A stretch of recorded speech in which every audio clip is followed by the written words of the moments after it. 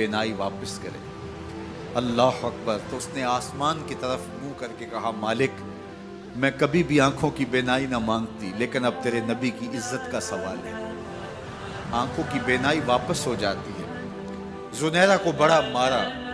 آج عمر گلیوں میں آنکھوں میں آنسو ہیں اور عجیب دل بے تاب ہے، اور کہتے ہیں آؤ بھئی میں حضور کا غلام بن گیا ہوں، تمہیں بتانے آیا ہوں۔ زنیرہ نے موڑ کاٹا تو آگے عمر یہ آواز دے رہے تھے۔ زنیرہ ایک کونے پہ کھڑے ہو کے رو کے کہتی ہے عمر تم تو بڑے اس دن جوش و غضب میں تھے اور تم مارتے ہوئے تھکتے نہیں تھے۔ تو عمر نے کہا زنیرہ اس دن میں نے دیکھا نہیں تھا، اب میں محمد عربی کو دیکھ آیا ہوں۔ جنہ ویکھیا نہیں ہو کرن گلاں، جنہ ویکھیا نہیں ہو کرن گلاں، جنہ ویکھیا ہو تے بول دے، جڑے محرم راز حقیقت دے اور راز حقیقت کھول دے۔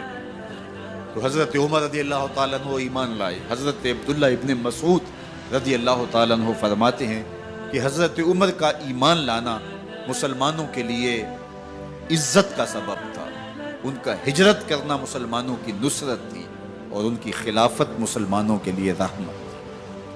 حضرت عمر رضی اللہ تعالی عنہ وہ ہیں کہ میرے حضور نے فرمایا لوگوں جب نیک لوگوں کا ذکر کرو تو میرے عمر کا تذکرہ ضرور کیا کرو۔ میرا عمر وہ ہے کہ جب وہ ایک سمت سے آ رہا ہو، ایک گلی اور بازار سے آ رہا ہو تو شیطان بھی آ رہا ہو، عمر کو دیکھ کے راستہ تبدیل کر لیتا ہے۔ حضرت عمر رضی اللہ تعالی عنہ کی طبیعت کے اندر جو جاہ و جلال تھا، طبیعت کے اندر جو سختی تھی، وہ اسلام کے اندر آ کر بھی قائم ہے، اور آپ نے وہی سختی، وہی جاہ و جلال جو پہلے مسلمانوں کے خلاف تھا، اب کفار کے خلاف، منافقین کے خلاف حضرت عمر کی طبیعت کے اندر وہ جوش و خروش بدستور موجود ہے۔ لیکن جس دن آپ خلیفہ بنے تو اس دن آپ نے ممبر پہ چڑھ کے جو خطبہ دیا اس میں کہا لوگوں میں سخت اس لیے تھا کہ رسول اللہ نرم تھے، پھر میں سخت اس لیے تھا کہ حضرت ابو بکر صدیق نرم تھے، اب میں تخت خلافت پہ بیٹھا ہوں، اب میری سختی جو ہے وہ نرمی میں تبدیل ہو گئی، صرف فاسقوں، فاجروں اور باغیوں کے لیے میں سخت ہوں، باقی تمہارے لیے نرم ہوں۔ سب سے کم جو تنخواہ بیت المال سے اگر کسی وجود نے لی ہے تو وہ حضرت عمر رضی اللہ تعالیٰ عنہ نے، صرف 2 جوڑے لیتے تھے سال میں، اور راوی کہتا ہے کہ میں نے دیکھا ہے کہ اس میں بھی 17 پیوند لگے ہوتے تھے۔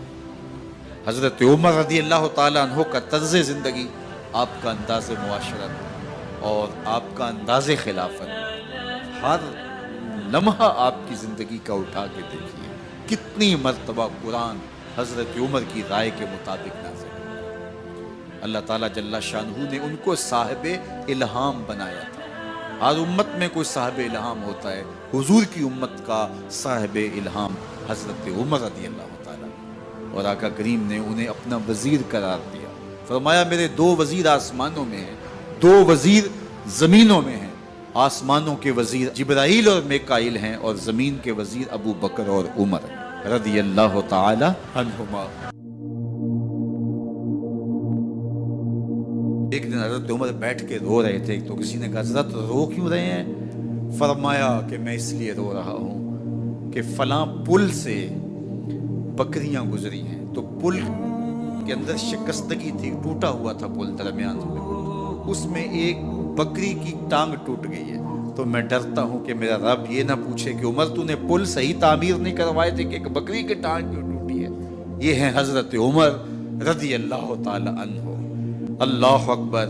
تو اللہ تعالیٰ جل شانہ نے حضرت سیدنا عمر بن خطاب رضی اللہ تعالیٰ عنہ سے جو کام لیا، مختصر دور خلافت کے اندر 10 سال 6 ماہ 4 دن آپ نے خلافت فرمائی ہے، لیکن کہاں سے چلے اور یہاں مکران تک، بلوچستان کا حصہ ہے، یہاں تک آپ کے سلطنت کی حدود وسیع، ادھر آرمینیا تک جا پہنچے، حمص فتح کیا، قادسیہ، یرموک۔ آپ ذرا دیکھیے کہ کہاں تک آپ کی فوجوں کے گھوڑے دوڑتے رہے، اور اللہ تعالیٰ جل شانہ نے ان کو جو توانائی، عدل و انصاف کی قوت عطا فرمائی۔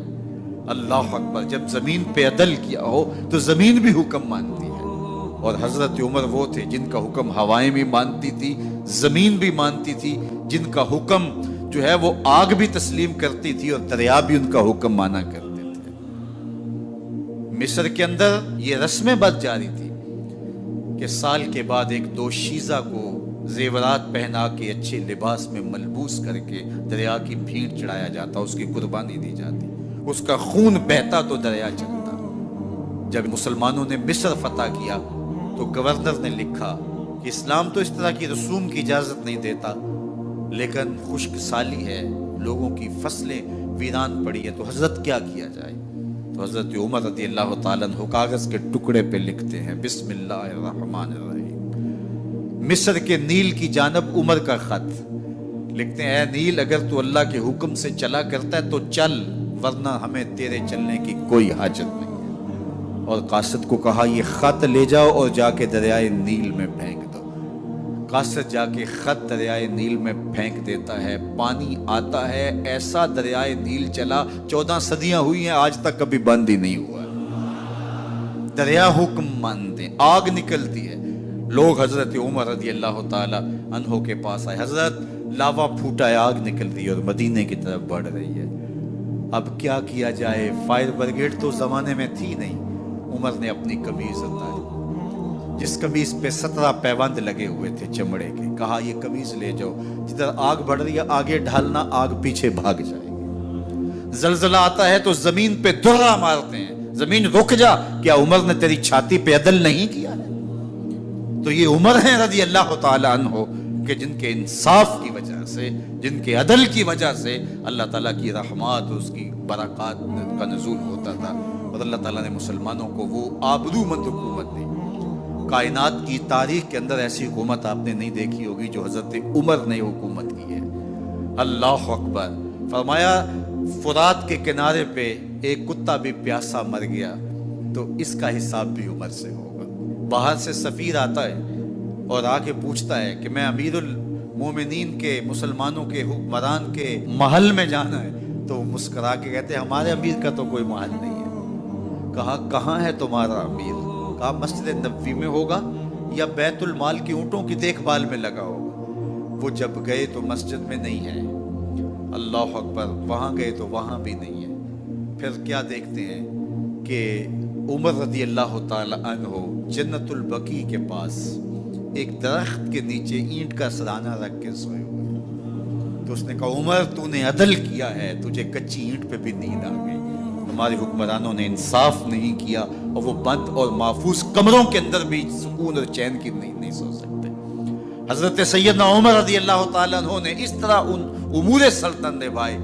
آپ دن کو لوگوں کی دیکھ بھالی کرتے، لوگوں کی ضروریات سنتے سمجھتے، اور جب رات پڑتی لوگ سو جاتے، عمر مدینے کی گلیوں میں پہرا دیتے۔